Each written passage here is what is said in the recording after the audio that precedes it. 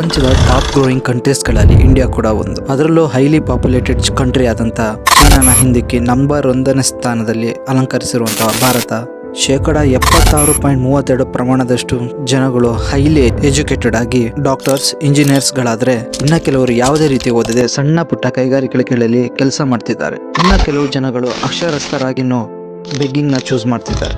ಇದಕ್ಕೆಲ್ಲ ಕಾರಣ ನಂಬರ್ 1, ಅತಿಯಾದ ಪಾಪ್ಯುಲೇಷನ್ ಇಂದ ಕೆಲಸ ಸಿಗದೆ ಇರಬಹುದು. ನಂಬರ್ 2, ಅನಾರೋಗ್ಯದ ಸಮಸ್ಯೆಯಿಂದಾಗಿ ಯಾವುದೇ ರೀತಿ ಕೆಲಸ ಮಾಡ್ಲಿಕ್ಕಾಗದಲೇ ಈ ದಾರಿ ಹಿಡಿದಿರಬಹುದು. ನಂಬರ್ 3, ಬೆಗ್ಗಿಂಗ್ ಅನ್ನೇ ಬಿಸ್ನೆಸ್ ಆಗಿ ಕನ್ವರ್ಟ್ ಮಾಡ್ಕೊಂಡು ಪೋಷಕರು ಚಿಕ್ಕ ವಯಸ್ಸಿಗೆ ತಮ್ಮ ಮಕ್ಕಳನ್ನ ಬೀದಿಗೆ ಬಿಡ್ತಾ ಇರೋದು.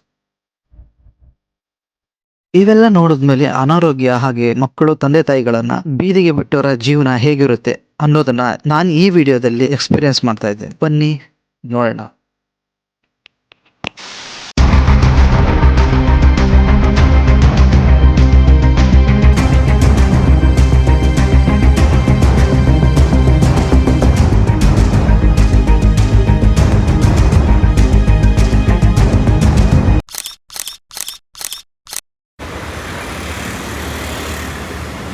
ಇಲ್ಲಿಂದ ನನ್ನ ಚಾಲೆಂಜ್ ಸ್ಟಾರ್ಟ್ ಆಗುತ್ತೆ. ಇವತ್ತು ಬೆಳಗ್ಗೆಯಿಂದ ಇಡೀ ರಾತ್ರಿ ಇಲ್ಲೇ ಇರ್ಲಿಕ್ಕೆ ಪ್ರಯತ್ನ ಪಡ್ತೀನಿ.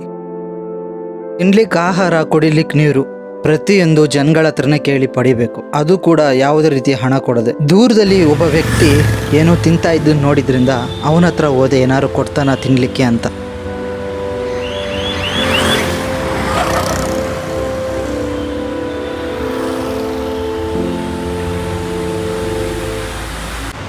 ಕೊಟ್ಟಿಲ್ವಾ ಅಲ್ಲಿ? ಕೊಟ್ಟಿಲ್ವಲ್ಲೂ? 1 ರೂಪಾಯಿ ದುಡ್ಡೇನಿಕಪ್ಪ ಅಲ್ಲಿ ಕೊಟ್ಟಿಲ್ವೇನಪ್ಪ ಅಲ್ಲಿ? ಊಟ ತಿನ್ನೋ ಅದು. ಊಟ ಬೇಕು. ಅದೇ ತಿನ್ನೋ, ಅದೇ ಅದು ಊಟನೇ ತಾನೆ. ಇಲ್ಲಪ್ಪ ಅದು ಊಟ ತಾನೆ, ಅದೇ ತಿನ್ನೋ. ಬೇಕು ಊದ ಕೇಳಿಸ್ತಾ ಇಲ್ಲ ಏನು? ಊದ ಬೇಕು. ಊದ ಏನ? ಊಟ ತಿನ್ನಿದೆ, ಕೊಟ್ಟಿಲ್ವೇನ? ತಿನ್ನೋ ಅದೇ.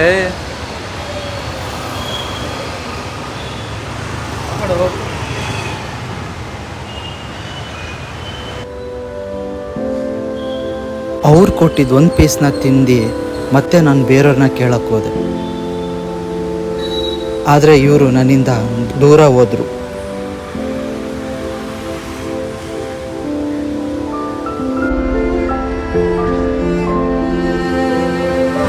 ನಾನು ಕೂಡ ಎಲ್ಲರ ಹತ್ರ ದುಡ್ಡು ಕೇಳ್ತಾ ಬಂದೆ. ಅದು ಒಬ್ಬ ಭಿಕ್ಷುಕನ ರೀತಿ.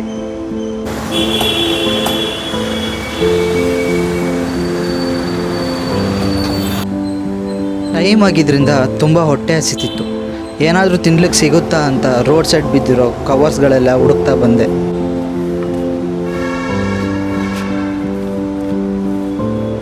ಏನು ಸಿಗಲಿಲ್ಲ. ಹಾಗಾಗಿ ತುಂಬ ಸುಸ್ತಾಗಿ ನಾನು ಸ್ಲಿಪ್ಪರ್ ಹಾಕೊಳ್ತಾರೆ ಯಾವತ್ತೂ ಹೊರಗಡೆ ಬಂದವನಲ್ಲ. ಕಾಲು ನೋವ್ತಿದ್ರಿಂದ ಅಲ್ಲೇ ಕೂತ್ಕೊಂಡೆ. ಈಗ ನನ್ನ ತಲೆಯಲ್ಲಿ ಓಡ್ತಿದ್ದು ಒಂದೇ ವಿಷಯ, ಅರ್ಧ ದಿನ ಸ್ಲಿಪ್ಪರ್ ಹಾಕ್ದಲೇ ನಾನು ನಡಿಲಿಕ್ಕಾಗಲಿಲ್ಲ. ಅದರಲ್ಲಿ ಭಿಕ್ಷುಕರು ಯಾವುದೇ ರೀತಿ ಸ್ಲಿಪ್ಪರ್ ಹಾಕ್ದಲೆ ಅದು ಹೇಗೆ ನಡೀತಾರೆ ಅನ್ನೋದೇ ನನ್ನ ತಲೆಯಲ್ಲಿ ಓಡ್ತಿದ್ದಿದ್ದು. ಹಾಂ, ನಾನು ಈ ಹಣ್ಣಿನ ಅಂಗಡಿ ಹತ್ರ ತಿನ್ಲಿಕ್ಕೆ ಕೇಳಿದೆ. 2 ರೂಪಾಯಿ ಕೊಟ್ಟರು. ತಿನ್ಲಿಕ್ಕೆ ಹಣ್ಣು ಕೊಟ್ಟರು. ಯಾಕೆ ನನಗೆ ತಿನ್ಲಿಕ್ಕೆ ಹಣ್ಣು ಕೊಟ್ರಿ ಅಂತ ಕೇಳಿದೆ.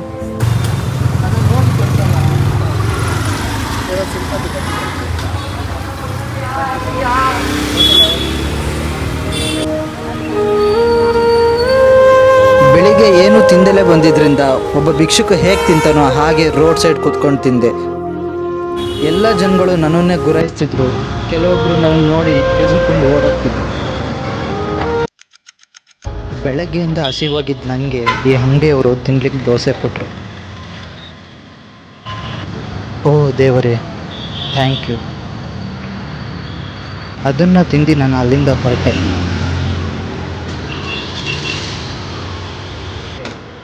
ಕೆಲವೊಬ್ಬರು ನನ್ನ ನೋಡಿ ಗುರಾಯಿಸ್ತಿದ್ರು.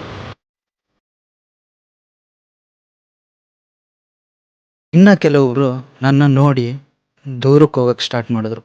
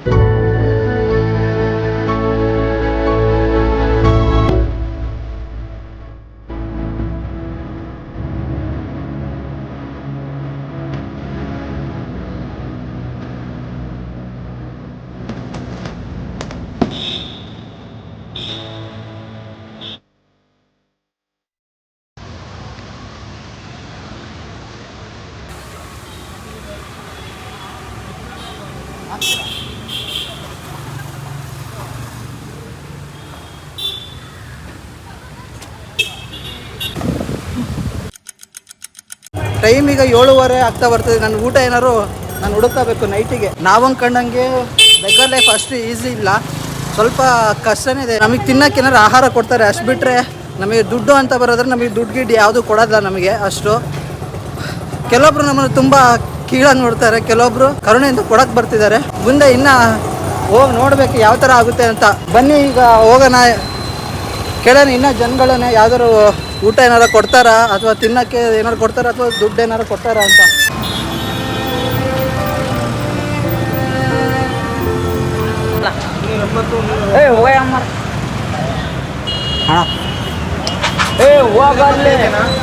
ಅವರು ಬೈದಿ ಕಳಿಸಿದ ಕಾರಣ ಬಸ್ ಸ್ಟ್ಯಾಂಡ್ ಒಳಗೋದೆ. ಇಲ್ಲಿ ಒಬ್ಬ ವ್ಯಕ್ತಿ ಕೂತಿದ್ರಿಂದ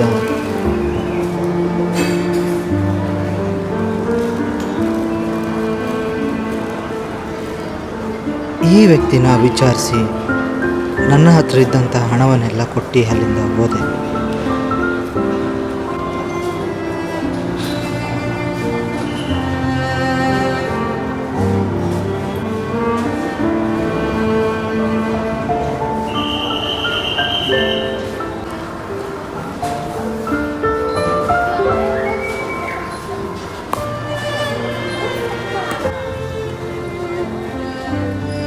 ಹತ್ತು ನಿಮಿಷ ಇವರ ಬಳಿ ಏನೇ ಕೇಳಿದ್ರು ಯಾವುದೇ ರೀತಿ ರೆಸ್ಪಾನ್ಸ್ ಇರಲಿಲ್ಲ, ಯಾವುದೇ ರೀತಿ ಮಾತು ಇರಲಿಲ್ಲ.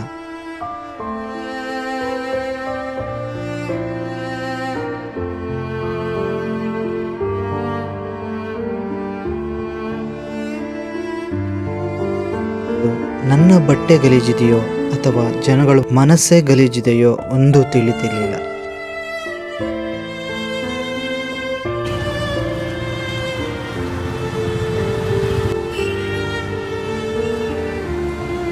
ಗೊತ್ತಿರೋರ ಕಂಡಿಡಿಲಿಲ್ಲ, ಇನ್ನು ಗೊತ್ತಿಲ್ದಿರೋರು ಎಲ್ಲಿ ಗೊತ್ತಾಗುತ್ತೆ? ಕಂಡಿಡಿಲಿಲ್ಲ ಅಂದ್ರೆ ಬುಕ್ಕ ತುಂಬ ಕೂದಲು ಮುಚ್ಕೊಂಡ್ರೆ ಹೆಂಗೆ ಕಂಡಿಡಿಯೋದು? ಇದೀಗ ಬುಕ್ಕ ಫುಲ್ ಕೂದಲು ಕವರ್ ಮಾಡಿದೆ.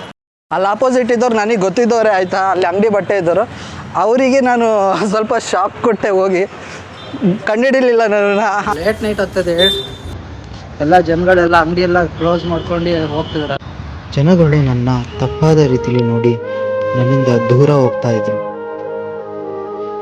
ಆವಾಗ ನನಗನ್ಸಿದ್ದು ನನ್ನ ಬಟ್ಟೆ ಗಲೀಜಿದೆಯೋ ಅಥವಾ ಜನಗಳು ಮನಸ್ಸೇ ಗಲೀಜಿದೆಯೋ ಒಂದೂ ತಿಳಿತಿರಲಿಲ್ಲ. ಹಾಗೆ ಮುಂದೆ ನಡೆದು ಈ ಪೊಲೀಸ್ ಅಂಕಲ್ ಹತ್ರ ಹಣ ಕೇಳಿದೆ. 10 ರೂಪಾಯಿ ಕೊಟ್ಟರು. ಹಾಗೆ ಅಲ್ಲಿಂದ ಮುಂದೆ ಹೋದೆ.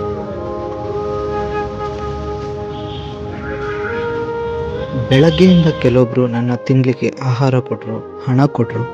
ಆದರೆ ಯಾರು ಕೂಡ ಒಬ್ಬರು ಕೂಡ ನನ್ನ ಬಳಿ ಒಳ್ಳೆಯ ರೀತಿಯಲ್ಲಿ ಮಾತಾಡಲಿಲ್ಲ. ಕೊನೆಗೂ ಒಬ್ಬ ಒಳ್ಳೆ ವ್ಯಕ್ತಿ ಸಿಕ್ಕಿ ನನ್ನ ಬಳಿ ಒಳ್ಳೆಯ ರೀತಿ ಮಾತನಾಡಿದ. ಏನು ಮನೆ, ಯಾಕೆ ಹಿಂಗಾಗಿದೆಯಾ, ಏನಾದರೂ ತಿಂತೀಯಾ, ನಿನ್ನ ಹತ್ರ ದುಡ್ಡು ಇಸ್ಕೊಳ್ಳಲ್ಲ, ಬೇಡ ತಗೋ ಅಂತ ಹೇಳ್ಬಿಟ್ಟು ಕೊಟ್ಟರು.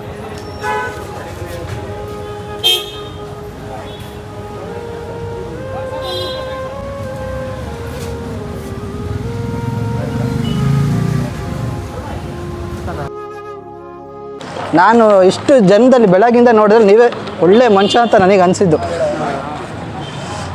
ನಿಮಗೇನಕ್ಕೆ ಹಂಗೆ ಮಾಡಿದ್ವಿ? ನಮಗೆಲ್ಲ ಚೆನ್ನಾಗಿರ್ಬೇಕು. ನಾವು ಈಗ ಏನು ಗೊತ್ತಾ, ಒಂದು ಸಲ ಕಷ್ಟಪಡ್ತೇವೆ, ಒಂದು ಸಲ ಸುಖ ಬರುತ್ತೆ ಆಯಿತಾ. ನಾವು ಕಷ್ಟಪಟ್ಟಿರೋದು ದೇವ್ರಿಗೆ ಗೊತ್ತು, ಕಷ್ಟಪಟ್ಟಿರೋದು ದೇವ್ರಿಗೆ ಗೊತ್ತು. ಬೆಳೆ ಮಾಡ್ತೀವಿ, ಬೆಳೆ ಮಾಡಿದ್ರೆ ಒಂದು ಬೆಳೆ ಮಾಡಿದ್ರೆ ಮಳೆ ಜಾಸ್ತಿಯಾಗಿ ಸುಮಾರು ಈ ವರ್ಷದಲ್ಲಿ ಒಂದು 25-30 ಸಾವಿರ ಕಳೆದಿದ್ದೀವಿ. ಅದು ಬೆಳೆ ಜಮೀನಲ್ಲೇ ಕಷ್ಟ ಅಂತೇಳಿ ವ್ಯಾಪಾರ ಮಾಡಿದ್ರೆ ದಿವಸ ಒಂದು 500-600 ರೂಪಾಯಿ ದುಡ್ಡು ನೋಡ್ಬೋದು ಅನ್ನೋ ದೃಷ್ಟಿಗೆ ಜಮೀನು ಕೆಲಸನೂ ವ್ಯಾಪಾರ ಅನ್ನೋದು ಸ್ವಲ್ಪ ದಿವಸದಿಂದ ಮಾಡ್ತಾ ಇರೋದು. ನೀವು ಮನುಷ್ಯ, ನಾನು ಮನುಷ್ಯ, ಎಲ್ಲ ಮನುಷ್ಯ ಪಾಪ. ಅದೇ ಕೆಲವ್ರು ಜನಗಳು ನಾನು ನೋಡಿ ದೂರ ಹೋಗ್ಬಿಟ್ರಣ್ಣ. ಕೆಲವರು ಬೈದು ಕಳಿಸಿದ್ರು, ಕೆಲವರು ಹೊಡೆದ್ನ. ಹಾಂ, ಪಾಪ ಹೋಗ್ತಂಬಿಡು ಹೊಡೆದ್ರು. ಅಲ್ವ, ತುಂಬ ಖುಷಿ ಆಯ್ತು ನಿಮ್ಮನ್ನು ನೋಡಿ. ಈಗಿನ ಕಾಲದಲ್ಲಿ ಈ ಥರದವ್ರು ಜನ ಇದ್ದಾರೆ ಅನ್ನೋದು ನನಗೆ ನಾವೆಲ್ಲ ದೇಶ ಪ್ರೇಮಿ ರೈತ ನೋಡಿ. ರೈತರಿಗಿರೋ ಮನಸ್ಸು ಬೇರೆ ಯಾರಿಗೂ ಇಲ್ಲ. ಕೆಲವೊಬ್ರು ಏನೇನೋ ದೊಡ್ಡದಾಗಿ ಓದ್ಬಿಟ್ಟು ಏನೇನೋ ಮಾಡ್ತಾರೆ, ಹತ್ರ ಬಂದರೂ ಸೇರಿಸಲಿಲ್ಲ ನನಗೆ. ಆದರೆ ರೈತರು ತುಂಬ ಒಳ್ಳೆ ಮನಸ್ಸಿಂದ ಟ್ರೀಟ್ ಮಾಡ್ತಾರೆ ಜನಗಳನ್ನ. ಹೆಂಗೆ ಇರಲಿ, ಅವ್ನು ಬಡವನಾಗಲಿ ಶ್ರೀಮಂತರನೇ ಆಗಿರಲಿ. ಹಾಂ, ಖುಷಿ ಆಯ್ತಣ್ಣ. ಥ್ಯಾಂಕ್ಸ್ ಅಣ್ಣ.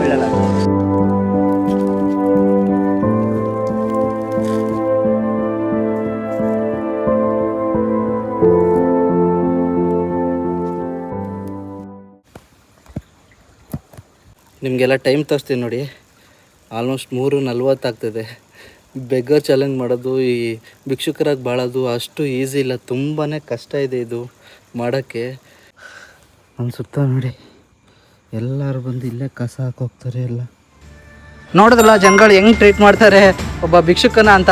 ಇದಾಗಿತ್ತು ಭಿಕ್ಷುಕನ ಜೀವನ ವ್ಯವಸ್ಥೆನ ತೋರಿಸೋ ಪ್ರಯತ್ನ. ನಿಮಗೆ ಈ ವಿಡಿಯೋ ಇಷ್ಟ ಆಗಿದೆ ಅಂದ್ಕೊಳ್ತೀನಿ. ವಿಡಿಯೋ ಇಷ್ಟ ಆಗಿದ್ರೆ ಲೈಕ್ ಮಾಡಿ, ಶೇರ್ ಮಾಡಿ, ಸಬ್ಸ್ಕ್ರೈಬ್ ಮಾಡ್ಕೊಳ್ಳಿ. ಮತ್ತು ಇದೇ ಥರ ಒಂದು ಸ್ಪೆಷಲ್ ಆಗಿರೋ ವಿಡಿಯೋ ಜೊತೆ ಬರ್ತೀನಿ, ಸೋಷಿಯಲ್ ಅವೇರ್ನೆಸ್ನ ಕೊಡ್ತೀನಿ ಅಂತ ಹೇಳ್ತಾ ಥ್ಯಾಂಕ್ ಯು ಸೋ ಮಚ್.